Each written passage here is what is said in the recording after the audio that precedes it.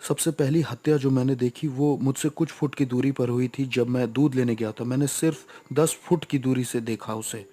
उन्होंने उसे 7 बार गोली मारी थी और मैंने एक के बाद एक बहुत सारी मौतें देखी अपनी ज़िंदगी में। साउथ ब्रॉक्स की सड़कों पर आपको एक हत्यारा, एक लूटमार करने वाला और एक बहुत चालाक इंसान बन के जीना होता है। मेरे पिता की तरफ के लोग तांत्रिक और भूत सिद्धि करने वाले थे। हम तंत्र मंत्र और भूत सिद्धि करते थे। हमारा कांटेक्ट खुद शैतान से था। मुझे याद है कि मेरे पिता कमरे में जाया करते थे शैतान की पूजा करने के लिए, और मैं शैतान की उपस्थिति को भी महसूस कर पाता था। और मेरे पिता आराधना करते थे, टंग्स में बोलते थे, शैतान की अन्य भाषाएं बोला करते थे, दुष्ट आत्माओं की। और वहाँ वो फूल चढ़ाते, कैंडल जलाते और पानी डालते थे। शाम को 7 बजे से लेकर सुबह 5 बजे तक मैं एक डिमोनिक चर्च में जाता था जहाँ तंत्र मंत्र भी सिखाया जाता था। मुझे ट्रेंड किया जा रहा था। मैं ट्रेंड हो रहा था तांत्रिक बनने के लिए। मुझे भूत सिद्धि करने वाली जादूगरनी औरतें जो 30 साल से, 40 साल से, 50 साल से अपने धर्म में लगी हुई थी, ये सिखा रही थी कि कैसे बात करनी है प्रिंसिपैलिटीज से, शैतान से, ज़मीन वाली दुष्ट आत्माओं से। आप शैतान से डायरेक्ट बात नहीं कर सकते, आपको पहले अधिकार कमाना होगा। जो सबसे पहली बार भयानक हत्या हुई थी जो मैंने बताया, वो यहाँ इस घर में हुई थी। हस्बैंड ने 52 बार पत्नी को चाकू मारा था और उसके सर को काट के अलग कर दिया था। हम उसकी बेटी के साथ खेला करते थे, इसलिए जब हम उसे छोड़ने आए यहाँ पर तो वो यहाँ खड़ी थी और उसको पता चला कि उसकी माँ इस तरह से टुकड़ों में काटी गई। इसी घर में हुआ था ये। एक बार मैं अपने स्कूल में अपने दोस्तों के साथ खेल रहा था तो वहाँ एक पास्टर आए, एक बैंड भी उनके साथ आया था और वो गाना गाने लग गए, लोग इकट्ठा हो गए और वहाँ बड़ा अद्भुत माहौल बन गया। पूरे स्कूल में एक खुशी की लहर दौड़ गई और मैं एक टूटे हुए परिवार से आया था। वहाँ पास्टर स्टेज पे खड़े होकर बाइबल की कुछ बात बता रहे थे, बाइबल की कहानियाँ बता रहे थे, परमेश्वर कैसे सबसे प्यार करता है, और वो यही सब बता रहे थे। पहली बार मैं थोड़ा सा जुड़ा कि वाह, शायद परमेश्वर मुझसे प्यार करता है। हो सकता है परमेश्वर को मेरी या मेरे परिवार की ज़रूरत है। शायद परमेश्वर मुझे और मेरे परिवार को छूना चाहता है, हमारी परिस्थिति बदलना चाहता है। मुझे भी थोड़ा प्यार मिल सकता है, मुझे भी मिल सकता है। और वो मेरी तरफ चलते हुए आ रहे थे और मुझे पहली बार प्यार बहुत महसूस हो रहा था, इतना कि मैं समझा नहीं सकता। और ये पास्टर स्टेज से उतर के लोगों के लिए प्रार्थना कर रहा था, उन्हें छू रहा था और मुझे लगा कि अब मेरी बारी है, अब ये पास्टर मुझे छुएगा और अब यीशु मुझे कबूल करेंगे और मुझे जताएंगे कि प्यार होता क्या है। और ये पास्टर मेरे बगल से चले गए। उन्होंने मुझे कभी नहीं छुआ, उन्होंने मुझे बिल्कुल नहीं छुआ। वो नीचे लाइन तक आए, मेरे पास आए और मेरे पास से गुजर गए और दूसरे लोगों को छुआ। मुझे लगा ओह, यीशु ने भी प्यार नहीं किया, पिता ने प्यार नहीं किया, मेरा घर परिवार भी टूटा हुआ है। यीशु को शायद अच्छा लगता है कि मेरी माँ मार खाती है, मेरे भाई और मैं भूखे सो जाते हैं। उसे शायद अच्छा लगता है कि हमारे अपार्टमेंट में लाइट नहीं है, हम स्कूल में मिसफिट हैं, उसे हमारा स्कूल आना भी अच्छा नहीं लगता। ये जो यीशु है ना, ये भी मेरे बाप की तरह ही है, इनमें कोई अंतर नहीं है, ये भी मेरे पिता जैसे ही हैं। और मैं टूटा हुआ और बड़ा उदास अपने घर पहुंचा और मुझे याद है 1 या 2 हफ्ते बाद लगभग मैं स्कूल के बाहर थोड़ी मस्ती कर रहा था, अपने दोस्तों के साथ मज़े ले रहा था और मैंने सुना कि कुछ नीचे गिरा। वो एक वुडू नेकलेस था। मैंने उसे उठाया और पहन लिया। उसमें बहुत सारे रंग थे और ये नेकलेस ही मेरा शैतान के साथ पहला कांटेक्ट था। कुछ समय के बाद हम टैरो कार्ड रीडिंग करने गए। वहाँ मैं जब गया तो मैं लगभग 10 साल का था, मैं छोटा ही था। वहाँ पर जो औरत भूत सिद्धि करती थी, टैरो कार्ड रीडिंग करती थी, वो विच लेडी, उसने मुझ में अपनी आंखें बिल्कुल धंसा दी। वो बिल्कुल मुझ पर फिक्स हो गई। हमें ये लड़का चाहिए, हमें ये लड़का चाहिए ही चाहिए। हम इसे सेंटेरिया का रिसर्च करने वाला बनाएंगे और ये स्पिरिचुअलिज्म को भी आगे बढ़ाएगा। स्पेनिश में आत्माओं की साधना करना डिमोनिक है और सेंटेरिया संतों की पूजा कहलाती है, लेकिन वो है दुष्ट आत्माओं की पूजा। और अगर ये तुमने हमें नहीं दिया तो ये 30 दिन में अपनी आंखें खो देगा। मेरी माँ माँ होने के नाते मान गई और उसने अपना फर्नीचर बेच दिया, उसने अपना बेडरूम सेट बेच दिया सिर्फ $250 जुटाने के लिए, ताकि मेरी पहली सेरेमनी हो। इस औरत ने मेरी माँ के दिल में बहुत डर बैठा दिया था और मेरी माँ ज़मीन पे सोने लग गई क्योंकि उसके पास बेड नहीं था और वो ये भी नहीं चाहती थी कि मेरी आंखें खोएं। तो इन लोगों ने मुझे अंधकार की दुनिया में आगे बढ़ाया जब मैं 10 साल का था। फिर पहला एनकाउंटर जो मेरा हुआ, मैं जब 10 साल का था, वहाँ डेविल आया और उसने ऑफरिंग भी कबूल कर ली। मेरी ज़िंदगी अब शैतान को सौंप दी गई थी और उन्होंने मेरे गले में 5 मालाएं पहनाई। ये 5 तरह की बड़ी दुष्ट आत्माएं थीं जो आसमानी मकामों में रहती हैं। ये शैतान के नीचे होती हैं। उन्होंने ये मेरे गले में पहना दिया, जिन्हें सेंटेरिया कहते हैं। उन्होंने कहा कि यही रूहें आज से तुम्हारी मदद करेंगी और ये तुम्हारे स्पिरिचुअल गार्डियन एंजल्स हैं और अब से यही तुम्हारी आगे को फिक्र करेंगे। ये जो कोने की बिल्डिंग आप देख रहे हैं इधर इस कोने की, ये पूरी लगभग खाली रहती थी और मैं और मेरा भाई यहाँ ऊपर से उतर करके और पंप से पानी लेने जाते थे। ये वाला पंप था वो। ये खाली थी और ज़्यादातर अपार्टमेंट यहाँ के खाली ही थे और मैं और मेरा परिवार ही सिर्फ यहाँ रहते थे।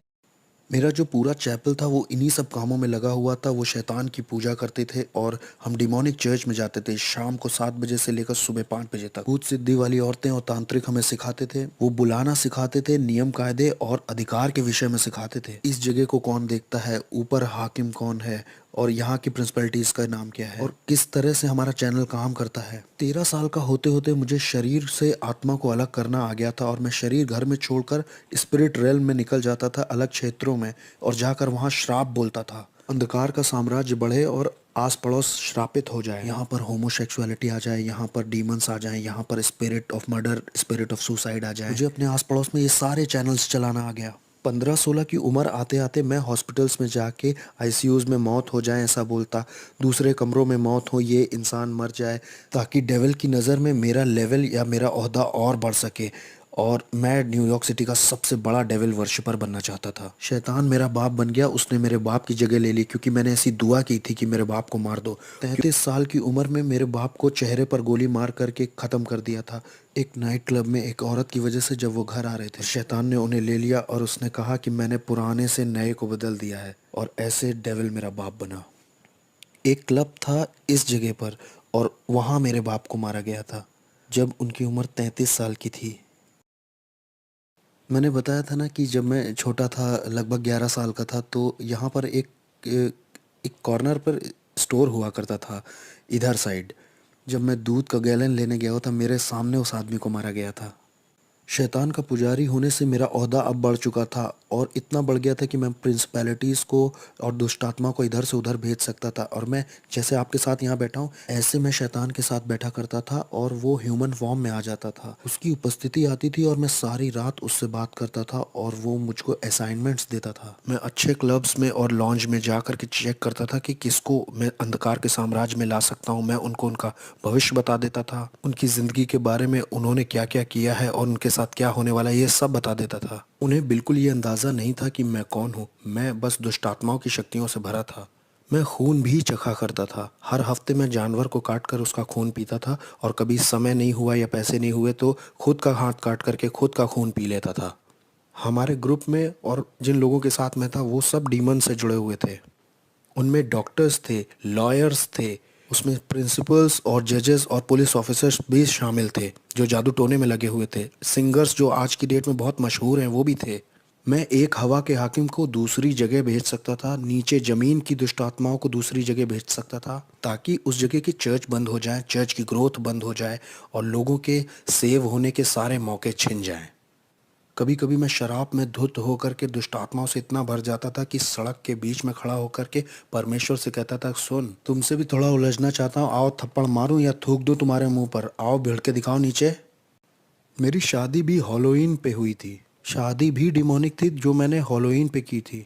दूसरी दूसरी प्रिंसिपैलिटीज़ के डीमंस आए थे मेरी शादी में। कोई इंसानी जात मेरी शादी में नहीं आई थी। वो सब मेरी शादी में आने से डर रहे थे। मेरी शादी बड़ी अजीब थी। मैंने लोगों को इनविटेशंस भेजे, कोई दिखाई ही नहीं दिया तो कोई वेडिंग गिफ्ट नहीं। लेकिन हाँ, दुष्ट आत्माएं आई थी मेरी शादी में और उन्होंने ही बैप्टिज्म दिया। तो मेरी पत्नी और मैं, हम दोनों ही तंत्र मंत्र करते थे और हम अपनी बेटी को भी वही बनाना चाहते थे। मुझे याद है पहली बार जब मुझे इंसान की कुर्बानी करनी थी तो डेविल मेरे साथ कार में अंदर बैठा हुआ था। उसने कहा, मुझसे प्यार करते हो? मैंने कहा, ऑफ कोर्स डैडी। उसने मुझसे कहा कि छत के ऊपर एक आदमी है, वो तुम्हें नुकसान पहुंचाने आया है, तुम्हारा पैसा चुराने आया है, तुम उसे मेरे लिए मार दो अगर प्यार करते हो तो मैं छत की ओर ऊपर जाने लगा। मुझे याद है मैं 12वें माले में रहता था और जब मैं छत के ऊपर पहुंचा तो वो छत के पीछे वाले हिस्से सीढ़ियों पर छुपा हुआ था और ये आदमी 6 फुट 5 इंच का, वो लगभग 250 पाउंड का होगा। मैं डीमन पजेस्ड हो गया था और मेरे अंदर दुष्टात्मा गई, मैंने महसूस किया और अब मैं नहीं रह गया था। मैं उसे पकड़कर अपने अपार्टमेंट में ला के उसे चाकू मारना चाह रहा था क्योंकि मेरे पास एक कार्डोन पॉट था जो लगभग 100 पाउंड का होगा। उसमें 9 तरह के हथियार लगे थे जो 9 अलग तरह से इस्तेमाल किया जाता था।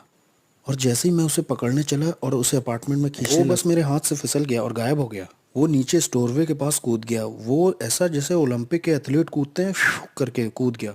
वो कूदा और गायब ही हो गया। मैं उसे पकड़ नहीं पाया तो मैं बहुत निराश हो गया। मैं अपनी पहली इंसानी कुर्बानी नहीं कर पाया। लोगों ने इसके ऊपर देखो कुछ लिख दिया है, लेकिन यहाँ पर एक डीमन है। ध्यान से देखो, ये वो डीमन है जो नर्क के दरवाजे की देखरेख करता है। इसी के बारे में मैं बता रहा था अपनी किताब में। वो सेंटेरिया वाली यही है, छोटा वाला दुष्ट आत्मा।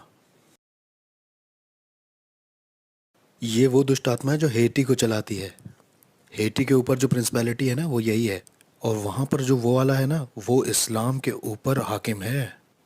अब यहाँ आगे आओ, ये देखो, लोगों को फंसाने के लिए द ट्रुथ। क्या हंसी आ रही है? सच, ये तुम्हें आज़ाद करेगा। ये देखो, ये भी ऊपर लगाया है ताकि लोगों को लगे कि ये भी इसी का हिस्सा है। मतलब ये इसका हिस्सा है। ये जगह कौन सी है? इस जगह को बोटानिका कहते हैं। ब्रॉन्क्स में जो लोग रहते हैं, वो अगर जादू टोना तंत्र मंत्र करना चाहते हैं तो यहीं से सामान खरीद के ले जाते हैं, दूसरों को परेशान करने के लिए या मारने के लिए। आओ, हम अंदर चल सकते हैं। अगर मैंने कह दिया आप 30 दिन में मरने वाले हो, तो 30 दिन में तुम मर जाओगे, तैयारी कर लो। मुझे बिल्कुल परवाह नहीं कि आप कहाँ काम करते हो, आप किसे जानते हो। आई डोंट केयर कि आप अपने आप को क्या बुलाते हो। आप कहो आप कैथलिक हो, आप क्रिश्चियन हो, आप एक बिलीवर हो। मैं आपको मार सकता था जब तक आपका यीशु से जीवित संबंध ना हो। मेरी बिल्डिंग के नीचे एक औरत रहती थी। वो एक दिन ऊपर आके बोली कि मेरा पति मुझसे धोखा कर रहा है। वो जिस औरत के साथ धोखा कर रहा है उसे मार दो तुम जादू टोना करके, मैं कितना पैसा दूं। मैंने कहा मैं पहले शैतान अपने पिता से पूछूंगा और फिर तुम्हें बताऊंगा, तुम 2 दिन बाद आना। फिर वो औरत आई और शैतान ने मुझे बताया कि एक कॉफिन बॉक्स, 21 ब्लैक कैंडल्स और उस औरत की एक मूर्ति बना करके उस कॉफिन में डाल देना, जादू टोना करने के लिए और उस औरत को मारने के लिए। 21 दिन में उसकी मौत हो जाएगी। 21 दिन में हम उसका फ्यूनरल देखेंगे। तो वो औरत आई, मैंने उससे कहा मैं $10,000 तुमसे लूँगा उस औरत को मारने के लिए। उसने कहा ठीक है। मैंने कहा अरे तुम्हारी मेरी जान पहचान है, मैं तुम्हारे घर भी आता था। तुम एक काम करो, 7,000 देना, 30% ऑफ दे रहा हूँ तुम्हें। मैं मार दूंगा उसे, 30% ऑफ है तुमको, $7,000 दे देना बस। जब वो औरत मेरे घर से जा रही थी तो बोल के बोली, वैसे वो औरत क्रिश्चियन है। उसने कहा वो मसीही है। मैंने कहा अब मैं उसे फ्री में मारूंगा। मैंने कहा मैं उसको अब फ्री में मारूंगा। मुझे इन क्रिश्चियंस को एक सबक सिखाना है। मैं उसे अब फ्री में ही मारूंगा। मैंने कहा मुझे तुम्हारा पैसा नहीं चाहिए, मैं फ्री में मारूंगा। तो मैंने उस पर तंत्र मंत्र किया, वूडू किया, लेकिन 21 दिन होने पर भी वो मरी नहीं। एक एक महीना हो गया वो मरी नहीं। और मुझे लगा अरे ये हो क्या रहा है, ये मेरी इज्जत का सवाल था। मैंने शैतान को बुलाया, मैंने दुष्ट आत्माओं को बुलाया, मैंने बढ़ा दी अपनी जादू टोना तंत्र मंत्र। मैंने उस पर दुगना जादू टोना शुरू कर दिया ताकि वो एक रात में ही मर जाए। लेकिन कुछ नहीं हुआ, कुछ नहीं हो रहा, कुछ नहीं हो रहा। और एक दिन ऐसा हुआ कि शैतान ही आ गया। मैंने महसूस किया उसकी उपस्थिति आई। और शैतान ने मुझसे कहा कि हमें ये प्लान छोड़ना होगा जिस औरत को तुम मारना चाहते हो। मैंने कहा प्लान क्यों छोड़ना होगा, मेरी इज्जत दांव पे लगी है। मैं एक भूत साधक हूँ, मैं तांत्रिक हूँ। अगर मैंने उसे नहीं मारा तो लोगों को लगेगा कि मेरे अंदर ताकत नहीं है। उसने कहा तुम समझ नहीं रहे हो, जिस परमेश्वर की वो सेवा करती है वो उसे अकेला नहीं छोड़ता है, उसे छुओ मत। मैंने कहा कौन है ये ईश्वर? उसने कहा वो जिसकी सेवा करती है। मैं बहुत गुस्से में था। मैंने कहा नहीं, 1 हफ्ता और लेते हैं, चलो मारते हैं। उसने कहा नहीं, जिसकी वो सेवा करती है वो उसे अकेला नहीं छोड़ता है। जिस तरह का जादू टोना मैंने उसके ऊपर किया था ना, उसे 21 दिन से कम में मर जाना चाहिए था। और भाई कैसे हो? ये ईजबेल है, इनके धर्म की ये ईजबेल है। देखो ये कैसे काम करता है। ये स्टैचूज जो हैं इनका कोई मतलब नहीं है, लेकिन इसके पीछे एक दुष्टात्मा है। तो अपने खुद के लिए मुझे उसे पहचानने के लिए इसका बनाया जाना बहुत ज़रूरी है, नहीं तो मैं उस आत्मा से नहीं जुड़ सकता। उस दुष्ट आत्मा से मेरी जान पहचान नहीं हो सकती। हमारे बीच में कुछ कॉमन नहीं है। मैं आदमी हूँ, वो एक आत्मा है, और आत्माओं में भी वो दुष्ट आत्मा है। मैं उससे जुड़ ही नहीं पाऊंगा। उससे जुड़ने के लिए मुझे इसको बीच में लाना ही होगा। ये इंसानों की तरह दिखते हैं, लेकिन इस आदमी के पीछे भी एक कहानी है। उस कहानी की वजह से ही आप उससे जुड़ सकते हो, और ये दुष्ट आत्मा उसकी वजह से चलन कर सकता है। और ऐसा ही इन लोगों के साथ भी है। बाद में इनके नाम रखे जाते हैं और इनके भी जन्मदिन होते हैं, इनके भी अपने दिन होते हैं। किस तरह से इंसान फंस के पकड़ा जाता है इस दुष्ट आत्मिक संसार में और तंत्र मंत्र में, जानते हैं? ये वो जाल हैं जिनसे दुष्ट आत्माएं ऑपरेट करती हैं, अपना चलन करती हैं। इन्हीं मूर्तियों की वजह से इंसान अपने सारे शैतानी काम और शैतानी मजहब चला पाता है। यहाँ ऐसी कोई चीज़ नहीं है जिसे पवित्र कहा जा सके, बस एक ही है, वो हम हैं। इस जगह पे होता क्या है? वहाँ पीछे तंत्र मंत्र होता है, वूडू होता है, वहाँ कुछ मंत्र बोले जाते हैं और उससे मूर्तियाँ पवित्र की जाती हैं। ये सारी दुष्ट आत्माएं चाहती हैं कि आप एक नई मूर्ति खरीदें ताकि आप दुष्ट आत्मा को घर ले जा सकें। ये देखो, खास प्रार्थनाएं, ये आपको विश्वास दिलाना चाहते हैं कि आप परमेश्वर से प्रार्थना कर रहे हो। मैं भी यही किताब इस्तेमाल करता था, खास प्रार्थनाएं। इनका मकसद ही है कि आपको लगे कि आप ईश्वर से प्रार्थना कर रहे हैं, लेकिन इनमें कोई भी ईश्वर, इसमें बाइबल का कुछ नहीं है, ना बाइबल की कोई बात है, ना क्रूस की कोई बात है। मैं न्यूयॉर्क अमेरिका में तीसरे नंबर का वो इंसान था जिसके पास एक ऐसी किताब थी जिसमें चिन्ह बने थे सारी दुष्ट आत्माओं के और सारे हाकिमों के, और कैसे लोग ये तंत्र मंत्र सीख सकते हैं। और कोई इस तरह की किताब को नहीं रख सकता, या किसी के पास ऐसी किताब नहीं हो सकती जब तक डेविल उस पर खुद साइन ना कर दे। और मैं तीसरा वो इंसान था जिसके पास ये किताब थी, और मैं इस किताब के निशानों का इस्तेमाल करके जादू टोना करता था ताकि लोगों का दिमाग खराब हो जाए और वो बीमार पड़ जाए। जाने कैसे तंत्र मंत्र से मैं उन्हें बीमार करके लेप्रोसी, किसी को कैंसर दे देता था। मैंने लोगों के ऊपर ऐसा जादू टोना किया कि उनके साथ गर्भपात हो, उनके जीवन में अबॉर्शन आ जाए, लोग हॉस्पिटल जाएं, सर्जरी ही करवाएं, बिना सर्जरी के हॉस्पिटल में रहें। जादू टोने से मैंने लोगों को पागल भी किया है। मैंने जादू टोना करके लोगों के ऊपर दुष्ट आत्माएं भेजी, बाइपोला की, सिजोफ्रेनिया की, और भयानक बीमारी और सुसाइड की स्पिरिट। मैं रात भर बैठकर शैतान से घंटों बात किया करता था। जब क्रिश्चियंस यहाँ चर्च भी 1 घंटे के लिए नहीं जाते, बहुत से क्रिश्चियंस 1 घंटे दुआ भी नहीं करते। आत्मिक संसार ज़्यादा रियल है इस संसार से जो दिखता है, और हमने इसे महसूस किया था कि जो कुछ यीशु में ढका हुआ नहीं है उसे बहुत आसानी से टारगेट बना सकते हैं गिराने के लिए। जैसे नास्तिक लोगों को आराम से मार सकते हैं हम, यहोवा विटनेस वाले लोग आसानी से मारे जा सकते हैं, मोर्मोन्स भी आसानी से मारे जा सकते हैं, और ऐसे लोग भी जो कहते हैं शैतान होता ही नहीं है, वो भी बहुत आसानी से मारे जा सकते हैं, क्योंकि वो आत्मिक सहायता कभी मांगेंगे ही नहीं। मुझे याद है कि एक बार हमारे पड़ोस में निकी क्रूज का ग्रुप आया हुआ था, वो उसको ट्रूस बुलाते थे। वो चलते चलते वर्शिप करते हैं, फिर वचन का प्रचार करते हैं, फिर कहीं और निकल जाते हैं और वही करते हैं। और मैं इनके पीछे कुछ इस तरह से लगा कि इन्हें पीछे कर दूं, इन्हें कुचल दूं। और ये जवान बच्चे थे, कोई 18, कोई 19, कोई 20, कोई 16 ऐसे थे। और मैंने कहा कि ये मेरे पड़ोस में कैसे ये गंदे गाने, ये कूड़ा मेरे बगल में बजा सकते हैं, जिसे आज हम आराधना कहते हैं। ये गंदे गाने थे मेरे लिए। अब मैं इनके पीछे पड़ के इन्हें बर्बाद कर दूंगा। जब मैं वहाँ ऊपर गया तो जहाँ मतलब वो लोग थे, वहाँ एक आँख की दीवार थी जिससे मैं उन्हें छू नहीं पा रहा था और ना उसके पार जा पा रहा था। किसी चीज़ ने मुझे रोका। जितनी बार भी मैंने आत्मिक शक्तियों को बोला जाओ, तो वो नहीं जा पाई, वो रुकती रहीं, और मैं कभी भी उन बच्चों को छू नहीं पाया। मैंने कहा कुछ तो सही नहीं है, कुछ तो ऐसा है जो सही से नहीं हो रहा। फिर मैं वहाँ से निकल गया। मैंने कहा अब मैं इनके साथ नहीं लगूंगा, इन्हें अकेला छोड़ देता हूँ। ठीक है, ये पहला राउंड जीत गए। तो क्या इस वक्त आत्माएं हमें देख रही हाँ, हैं? वो हमें देख तो रही हैं। हाँ, वो देख रही हैं। तो हम सुरक्षित हैं, हम सुरक्षित हैं हाँ, ना? हम सुरक्षित हैं। हम यीशु के लहू में ढके हुए हैं। यीशु के खून जैसा कुछ भी नहीं है। Okay okay. आमीन। वो हमें छू नहीं सकते। हमारे पास सुरक्षा का बाड़ा है। हमारे चारों ओर सुरक्षा का बाड़ा है भाई। हम यहाँ आ सकते हैं और हम यहाँ की दुष्ट आत्माओं के पीछे भी पड़ सकते हैं, और हम इस जमीन को यीशु के नाम से श्राप भी दे सकते हैं, और शैतान हमारा कुछ कर भी नहीं सकता। मेरे पास बहुत पैसा था, बहुत बढ़िया कारें, बहुत सुंदर लड़कियां थीं। मेरे पास दुनिया का सब कुछ था। मेरे पड़ोसी मुझसे डरे हुए थे, क्योंकि जो मैं था, वो कहते थे तुम इससे उलझोगे तो तुम्हारे घर के लोग मरेंगे। तुम इससे उलझे तो ये बंदूक नहीं चलाएगा, ये सोते में मार देगा सबको। मेरे बाप शैतान ने मुझे बहुत बढ़िया चीज़ें दी थी, ऐसी ताकत दी थी कि लोग मुझसे डरते थे, जैसी मैं सोच भी नहीं सकता। यहाँ तक कि पुलिस भी मुझसे डरती थी, मेरे पड़ोस की सिक्योरिटी भी डरती थी। लोगों को ये मालूम था कि ये शैतान का बच्चा है, ऐसा कहते थे लोग। मैंने कई क्रिश्चियंस को घुटने पिला दिया, दुआ के लिए नहीं, क्योंकि उनमें ताकत ही नहीं थी। इसलिए नहीं कि आपका परमेश्वर ताकतवर नहीं था, मुझे गलत मत समझिए। परमेश्वर तो ताकतवर था, लेकिन बर्तन कमज़ोर था। बर्तन का कोई प्रार्थना का जीवन नहीं, ना कोई उपवास का जीवन, और ना परमेश्वर से इसका संबंध सही है। ये व्यक्ति भक्त जैसा बस बाहर से दिख रहा है, लेकिन कोई शक्ति नहीं है। ये व्यक्ति कमजोर है और इसके जीवन में कुछ हो भी नहीं रहा है। इसके पास बाइबल भी है, इसके पास कपड़े भी सही हैं, इसके वस्त्र सही हैं, लेकिन इसका कोई जुड़ाव नहीं है यीशु के साथ, क्योंकि ये उसकी इच्छा से बाहर है, उसकी प्रतिज्ञाओं से बाहर है और इसके डिवाइन पर्पस से भी बाहर है।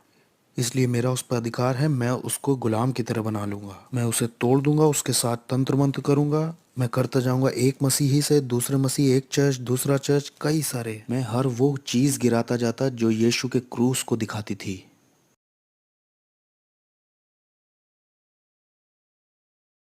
बहुत ही दुष्ट आत्माओं से भरी हुई जगह है।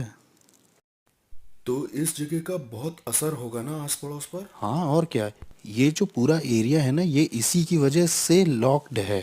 ये शैतान का गढ़ है, हम शैतान के गढ़ में गए थे। इस गढ़ का पूरा बाजार नरक से था। सोचिए, ये जाते हैं $100-200 लेकर के ये सब खरीदने के लिए, और इससे उन्हीं का नुकसान होता है, इससे दूसरों का, गरीबों का भला हो सकता है। इससे उन्हें लगता है कि उनकी जिंदगी और अच्छी हो जाएगी, उनकी जिंदगी और बेहतर बन सकती है। इससे वो सोचते हैं कि उनकी उन्नति होगी, उनके शाप, उनकी पीढ़ियों के शाप टूटेंगे। ये मोमबत्तियाँ, ये वुडू खरीदने से इन्हें लगता होगा, लेकिन परमेश्वर कहता है कि ये तुम्हें फ्री में दे रहा हूँ मैं, बस अपनी जिंदगी मुझे दे दो और मैं तुम्हें आज़ाद करूँगा। लेकिन ये इन्हें नहीं चाहिए, ये उनके लिए बहुत मुश्किल है, ये तो इनके लिए बहुत कॉम्प्लिकेटेड है। लोग इस तरह की जगह में आते हैं, $200 भी खराब करते हैं और जिंदगी सोचते हैं अच्छी हो जाएगी और बहुतायत से भर जाएगी। हेटी के ऊपर जो दुष्ट आत्मा है, उससे मेरा कांटेक्ट था, उसका नाम है कैंडेलो, उससे मेरा संपर्क था। और मियामी के दुष्ट आत्माओं से भी संपर्क था, अफ्रीका की दुष्ट आत्माओं से भी था, न्यूयॉर्क के ऊपर जो हवा के हाकिम है उनसे भी था, कुछ और भी थी जो दुनिया भर में जाना चाहती हैं। यहाँ पे एक सड़क है, वहाँ दूसरी दुष्ट आत्माएं हैं, हाकिम हैं। 42 नंबर की सड़क पर जो दुष्ट आत्मा है वो यहाँ आना चाहती थी। मैं ये कहूँगा कि मुझ में विवेक नहीं था। मैंने अपने भाई के ऊपर, सगे भाई के ऊपर जादू टोना तंत्र मंत्र करके उसे 5 साल की जेल करा दी। अपना खुद फ्लैश एंड ब्लड था, मेरा खुद का भाई, तंत्र मंत्र से 5 साल के लिए अंदर हो गया वो। मेरा एक और भाई था, एक बार वो मेरे घर आया था बड़े एटीट्यूड में, तो डीमन उसके ऊपर कूद गया है। वो मेरे घर से ऐसे भागा, उसका पेट दर्द बहुत बढ़ गया था। मेरी माँ भी इस बात की गवाही दे सकती है। मैंने अपने शरीर के साथ बहुत सारे रीति रिवाज किए थे, इतने सारे संस्कारों से गुजरा था मैं। लास्ट वाले में मैंने अपनी आत्मा शैतान को सौंप दी थी। एक सेरेमनी में मैंने गन पाउडर और जानवर का खून पिया था, जिसे सैंसी कहते हैं। सैंसी हेशे और फ्रेंच की सेरेमनी है। ये एक दुष्ट आत्मा के साथ का संस्कार है, जिससे मैं किसी के घर जाके कुछ खाता हूँ तो वो उसमें जादू टोना नहीं कर पाएंगे, कुछ इस तरह की। और जो आप जानते हैं वो सब मैंने किया था। मैं जिस दुष्ट आत्मा वाले चर्च में जाता था, वहाँ एक सीक्रेट मीटिंग होती थी हर साल। हर एक बड़ा जादू टोना, तंत्र मंत्र, वॉलॉक, विचेस उसमें आते थे। वहाँ ये फैसला लिया जाता था कौन सा हाकिम किस जगह के क्षेत्र पर राज्य करेगा। हम कलीसिया से ज़्यादा संगठित यानी ऑर्गेनाइज्ड थे। अंधेरे का जो साम्राज्य है वो यीशु मसीह की कलीसिया से ज़्यादा ऑर्गेनाइज्ड है। हमें पता था सेरेमनीज कैसे करनी है। अगले साल की तैयारी इस साल के खत्म होने से पहले ही हो जाती थी। यहाँ क्रिश्चियंस 1 घंटे के लिए प्रार्थना नहीं करना चाहते हैं। यहाँ क्रिश्चियंस का लगातार वाला रिश्ता नहीं है चर्च में परमेश्वर के साथ। मैंने 1 साल का रेस्ट भी लेना चाहा जाता, और शैतान ने 1 साल के लिए मेरी आंखों की रोशनी ले ली। मैं 1 साल तक पूरी तरह से अंधा था, इसका सर्टिफिकेट भी है मेरे पास। मैं पूरी तरह से अंधा था। वो लोग मेरी यहाँ तक तैयारी करा रहे थे कि एक देखने वाला कुत्ता ले लो, और वो जो स्टिक लेके चलते हैं ना, आपने देखा होगा वो। मेरी माँ ने 1 साल मेरा ध्यान रखा। मेरी आंखें पूरी तरह से अंधेरी हो गई थी। एक बादल जैसा धुआं मेरी आंखों के ऊपर आ गया था। मैं पूरी तरह से अंधा था। और जब मैंने शैतान को अपनी ज़िंदगी वापस दे दी तो 7 सर्जरीज के बाद मेरी शैतान ने आंखें लौटा दी, और फिर मैं दोबारा देख पाया। और ये मेरी सज़ा थी जो शैतान ने दी, कि 1 साल की छुट्टी मुझे चाहिए थी। मैं 1 साल की छुट्टी लेना चाहता था। शैतान ने कहा अच्छा छुट्टी चाहिए, ये लो, और उसने मेरी आंखें ले ली। और इस तरह की दुनिया का था मैं, कि आप शैतान से पंगा लोगे तो शैतान आपको या आपके परिवार के लोगों को मारेगा। एक तरह का डर आपको हमेशा रहेगा कि आप ये धर्म छोड़ नहीं सकते। सेंटेरिया, पोलोनियम्बे, स्पिरिचुअलिज्म, ये धर्म छूटेगा नहीं। डॉक्टरों के पास कोई एक्सप्लेनेशन नहीं था कि मेरी आंखें कैसे गईं। जबकि मैं कहूँ, क्रिश्चियंस, मसीही जब गलत करते हैं या उनसे बुरा हो जाता है तो उनके घर में जो कुछ दिखाई देता है वो है दया और अनुग्रह। लेकिन अगर आप शैतान को कुछ ऐसा दिखाते हो तो शैतान को पसंद नहीं आया तो आपको या आपके परिवार को मारता है। मुझे याद है एक बार एक औरत को शैतान ने कहा इस आदमी से मत मिलना। उसने परवाह नहीं की क्योंकि वो उससे प्यार करती थी। इसलिए शैतान ने एक दुष्ट आत्मा एक ऐसे इंसान के अंदर भेजी जो सड़क पर रहता था। उसने हथौड़े से उस औरत के सिर पर 17 बार वार करके मार दिया। एक बार मैं अपने घर में बैठा हुआ था, बहुत अमेजिंग था। मैं नाइट क्लब से लौट के आया था। मैं टीवी पर जेरी स्प्रिंगर नाम का एक शो देख रहा था। वो बड़ा अजीब सा शो है, लोग उसमें एक दूसरे को मारते हैं और मुझे उसमें बड़ा मज़ा आता था। मज़े लेके मैं उसे देख रहा था, हंस रहा था और मैंने एक आवाज़ सुनी, बेटे मैं जल्दी आ रहा हूँ, तुम अपनी ज़िंदगी से क्या करोगे। एक सुनने वाली आवाज़ बहुत शार्प उस कमरे से आई थी। मैंने सोचा कि शायद टीवी से आई है। मैंने कहा ये टीवी से नहीं आई है क्योंकि यहाँ तो लोग लड़ रहे हैं, एक दूसरे को मार रहे हैं। मैं शैतान की भी आवाज़ पहचानता था। शैतान के साथ तो मैं ऐसे बैठता था जैसे आपके साथ बैठा हूँ। कभी वो इंसान के रूप में भी आता था, कभी वो कमरे में उसकी उपस्थिति आती थी। उसकी उपस्थिति आते ही कमरे का माहौल बदल जाता था। वो मेरे सामने बैठा करता था और मेरे कॉन्शियस से बात करता था। हम रात भर ऐसे बात किया करते थे। मुझे उसकी आवाज़ पता थी। ये मुझे ऐसे पता था जैसे आपको अपने हाथ पैर पता है। मुझे हर एक हाकिम के बारे में जो कनाडा पे या अमेरिका पे या कहीं का भी हाकिम हो पता था उसके बारे में। हर प्रिंसिपलिटी जो किसी मज़हब की थी वो भी मुझे पता थी, चाहे वो कोई ऑकल्ट हो, न्यू एज हो, बुद्धिज़्म हो, इस्लाम हो, सेंटेरिया हो या स्पिरिचुअलिज्म हो। मुझे हर एक दुष्टात्मा का पता था। हर एक हाकिम के प्रिंसिपलिटीज़ का मार्क मेरे पास था। ज़मीन की दुष्टात्माओं का भी और शैतान का, इज़बेल का। मैं हर एक के नाम बता सकता हूँ जिनके नाम आप भी नहीं जानते होंगे। मैं उनको नाम से जानता था। लेकिन ये आवाज़ उन सब आवाज़ों से बहुत अलग थी। वो आवाज़ जाने कहाँ से आई थी, वो हवा से आई थी वो आवाज़। मैं एक तरह के सदमे में आ गया और फिर मैंने एक तरह का दर्शन पाया अपने अपार्टमेंट के दूसरी तरफ। मैंने देखा कि पूरे आसमान में आग है और नीचे के जो लोग हैं वो उससे बचने के लिए इधर उधर दौड़ रहे हैं कि कोई जगह मिल जाए शायद। मैंने कहा ये कैसा दर्शन, मैंने उसे छोड़ दिया। और फिर मुझे याद है जब मैं सोने गया, बहुत गहरी नींद थी और मैंने एक टी शर्ट मुंह पे डाली, मैं सो गया और मैंने देखा कि मैं एक ट्रेन में हूँ, उसमें बहुत सारे लोग हैं। मैं कुछ समझ ही नहीं पा रहा था कि मैं ट्रेन में क्या कर रहा हूँ। ये ट्रेन इतनी तेज़ चल रही थी कि आप समझ नहीं सकते। मैं पृथ्वी पर इतनी तेज़ किसी चीज़ में नहीं चढ़ा। और ये ट्रेन नर्क में आ गई। यीशु मसीह मुझे नर्क ले आए। और जब मैं नर्क में पहुंचा तो वो ट्रेन दरवाजे से बहुत कस के लड़ गई। एक इतनी तेज़ आवाज़ हुई कि सब खुल गया और बहुत गर्मी बाहर आ रही थी, न जाने कहाँ से। वहाँ सांस लेने में भी बहुत दिक्कत हो रही थी। मैं ट्रेन से जैसे बाहर आया तो उसमें जो लोग थे उनके चेहरे नहीं दिख रहे थे, लेकिन उनके चेहरे पर डर दिखाई दे रहा था। वो डर आप महसूस कर सकते थे। ये डर इस बात का था कि आप वहाँ से कभी बाहर नहीं निकलेंगे और ये जगह पूरी भरी हुई थी। और मैंने कहा मैं यहाँ के लिए नहीं बना हूँ, मैं यहाँ नहीं मर सकता ना, मुझे यहाँ नहीं मरना, ये मेरे लिए नहीं है। मैं यहाँ के लिए पैदा नहीं हुआ हूँ। मैं अपने आप से ही बातें कर रहा था। मैं यहाँ नहीं रहने वाला, इसलिए मैं एक कोई सुरंग ढूंढने लगा जहाँ से मैं निकल सकूँ।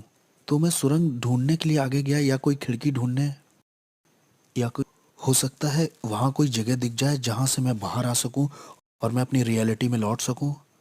लेकिन वहाँ कोई गैप नहीं था। मुझे याद है वहाँ जितना मैं आगे उस सुरंग में जा रहा था उतना ज़्यादा मुझे डर घेर रहा था और मुझे लोगों की तकलीफ़ें सुनाई दे रही थी, आवाज़ें। वहाँ अंधेरा और डर ओढ़ लेता है जैसे कोई कपड़ा पहन लिया हो। वो आपको लपेट जैसा लेता है। वहाँ आपका कोई बस नहीं चलता है। कुछ जकड़ जैसा लेता है, वो आपको जाने नहीं देता। यहाँ तक कि मैं अपना हाथ भी नहीं देख पा रहा था। वो एक पर्दे की तरह था, जैसे आप किसी बच्चे के कुएं या जानवर के कुएं में गए हैं। ये कुएं जैसा नहीं था, मैं समझा नहीं पाऊंगा इसे। और और इसमें से बहुत गर्मी और बदबू बाहर रही थी, ऐसा जैसे न्यूयॉर्क सिटी के गटर खुल गए हों। वहाँ वो बहुत अजीब सा, बहुत अजीब। और जब मैं आगे गया तो वहाँ मुझे याद है आगे शैतान मिला। उसने कहा मैं तुम्हारा बाप था। वो डिमोनिक टंग्स में बोल रहा था कि मैं तुम्हारा बाप था, मैंने तुम्हें सब कुछ दिया जो चाहिए था, मैंने तुम्हारी केयर की, मैंने तुम्हें आशीष दी, मैंने तुम्हें प्रोटेक्शन दी, मैंने तुम्हारे लिए लोगों को मारा है, तुम्हारे लिए सब कुछ किया, तुम्हें पावर दी, तुम्हें तुम्हारा नाम बनाया इस साम्राज्य में। जो तुम्हारे विरोध में उठे उन्हें मार दिया, क्योंकि मैं तुम्हारा इस्तेमाल करने वाला था अपने राज्य को लाने के लिए पृथ्वी पर। और तुम मुझे छोड़ना चाहते हो, मुझसे धोखा करना चाहते हो। और ये सब डिमोनिक टंग्स में हो रही थी और मैं भी उससे दुष्ट आत्माओं की अन्य भाषा में बराबर बोल रहा था। मैंने कहा नहीं, मैं छोड़ूंगा नहीं, मैं बस कंफ्यूज हूँ, मुझे समझ नहीं आ रहा हो क्या रहा है। उसने कहा नहीं, मुझे मालूम है तुम क्या करोगे, तुम मेरे धर्म को एक्सपोज करोगे कि मैं कौन हूँ और मेरे आत्मिक संसार में कैसे काम करता हूँ। मैंने तुम्हें वो चीजें बताई हैं जो किसी को नहीं बताई। क्योंकि मैं तुम पे भरोसा करता था कि तुम मेरे राज्य को आगे बढ़ाओगे, क्योंकि मैं और तुम्हारा इस्तेमाल करना चाहता था बड़े पैमाने पर। और कंफ्यूज होके उसने मेरी मेरी गर्दन पकड़नी चाहिए, और जैसे ही मुझे मारने के लिए उसने गर्दन पकड़नी चाहिए, एक क्रॉस मेरे हाथ में यीशु मसीह का आया। और न जाने 3-4 क्रॉस कैसे नर्क में आ गए जब मैंने ब्लू शॉर्ट्स और टी शर्ट पहन रखी थी। और जैसे ही मैंने वो क्रूस उसके ऊपर छुआया, वो ऐसे पिघल गया जैसे वो कोई बच्चा हो। वो एक बच्चे की तरह जमीन पर गिर पड़ा और उसमें कोई ताकत नहीं थी। और फिर मैंने उस मौके का फ़ायदा उठा करके भागना शुरू किया उस तरफ जिधर दरवाज़ा लग रहा था मुझे, या शायद वहाँ कोई मुझे दरवाज़ा दिखाई दे जाए। जो मेरी उम्मीद थी, वहाँ वहाँ आशा जो थी वो ऐसी थी जैसे वहाँ किसी तरह की कोई आशा ही ना हो। वहाँ कभी ऐसा नहीं लगता कि आप बाहर आ पाएंगे। बस बस यही आपका द एंड है। जिस डर ने उस वक्त मुझे पकड़ रखा था वो डर मैं समझा नहीं पाऊंगा, ऐसा डर मुझे कभी नहीं लगा। मैंने उस तरह की निराशा कभी महसूस ही नहीं की थी। ये बिल्कुल स्वर्ग का ऑपोजिट था। वो खुशी और आनंद का ऑपोजिट था, शांति का ऑपोजिट था, जीवन और उजियाले का ऑपोजिट था। ये जगह तो अंधकार और तड़प की जगह थी। अगर अगर मैं यहाँ रहता हूँ तो मेरे परिवार मुझे कभी नहीं ढूंढ पाएगा कि मैं यहाँ हूँ। मेरी पत्नी, मेरी बेटी मुझे कैसे ढूंढ पाएंगे, कैसे देख पाएंगे अब। जब मैं उस सुरंग के और गहरे में जा रहा था, ये सोचते हुए कि वहाँ शायद कोई दरवाज़ा हो या किसी तरह की कोई दरार वहाँ हो, वहाँ शैतान फिर से दिखाई दिया और उसने कहा कि मैं तुम्हें मार दूंगा अब। समर्पण के समय में मैंने तुम्हारे शरीर पर कुछ दुष्ट आत्माओं की भाषा में निशान बनवाए थे जो मेरे कॉन्ट्रैक्ट हैं, इससे मैं तुम्हें मार दूंगा। उसने कहा, अरे बेवकूफ़, ये मेरे निशान है, ये इस बात के निशान है कि मैं तुम्हारा मालिक हूँ, मैं तुम्हारा मालिक हूँ, कोई और तुम्हारा मालिक नहीं है, मैं हूँ। या तो तुम मेरे लिए जियोगे या तो मरोगे। और फिर जैसे ही उसने अपने हाथ बढ़ाए मुझे दोबारा पकड़ने के लिए, मैंने तो सोचा मेरी कहानी ख़त्म अब। वो मुझे दूसरी बार पकड़ने आया है। क्रूस यीशु मसीह का बीच में आ गया, नरक में।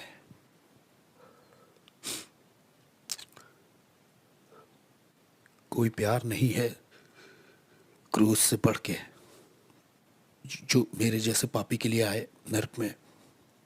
दाऊद कहता है कि अगर मैं अपना बिछौना अधोलोक में भी बिछाऊं तो उसे पता है। अनुग्रह और सच्चाई नरक में दिखाई दी। अनुग्रह और सच्चाई को मेरे बारे में पता था। अनुग्रह और सच्चाई की मेरी जिंदगी में एक योजना थी। मेरे गलत, शैतानी, घमंडी और खुदगर्ज और स्वार्थीपन का जब अंत हो गया नरक में, जब मेरा समय भी पूरा हो गया था, तब यीशु मसीह दिखाई देते हैं मेरे जैसे मिसफिट के लिए और कहते हैं, तुम्हारे लिए मेरे पास योजना है, मैं तुमसे प्यार करता हूँ जितना तुम सोच नहीं सकते। वो मुझे नरक में दिखाई दिए और जब मैं वापस आया, मेरी आत्मा शरीर में वापस आई, तब मैंने अपने घुटने टेके यीशु मसीह के नाम से। मेरे पास $1,00,000 का सामान था तंत्र मंत्र का, मैंने फेंक दिया। मैंने तंत्र मंत्र सब फेंक दिया। मैंने अंधेरे के साम्राज्य से जुड़ी हर एक चीज़ फेंक दी। हेटी के लोग और क्यूबा के लोग और मियामी, न्यूयॉर्क के लोगों ने सोचा कि इसे मार दे क्योंकि ये बहुत जानता है, क्योंकि इसे बहुत कुछ पता है, इसलिए इसे मारना चाहिए। हमें इसे मारना ही होगा क्योंकि ये बहुत कुछ जानता है। ये अब हम में से एक नहीं रहा, इससे मारना तो ज़रूर है। वो आए मुझे मारने के लिए, उन्होंने अपनी तरफ से कोई कसर नहीं छोड़ी। मैं दिन में सोने लगा था क्योंकि क्योंकि दिन और रात दुष्ट आत्माएं आती थीं और मुझे बहुत टॉर्मेंट करती थीं, बहुत सताती थीं। ये सब 30 दिन तक चलता रहा। 30 दिन तक वो मेरे गले को पकड़ते थे, वो मेरे बिस्तर को मुझे उठा के फेंक देते थे। मैं बिस्तर पर लेटे महसूस करता कोई मेरे बगल में लेटा हुआ है, बर्फ़ के जैसा कोई ठंडा। और जैसे मैं मुड़ के देखता तो मैंने डेविल को खुद देखा वहाँ लेटे हुए। ये सब चलता रहा 30 दिन तक, एक के बाद एक।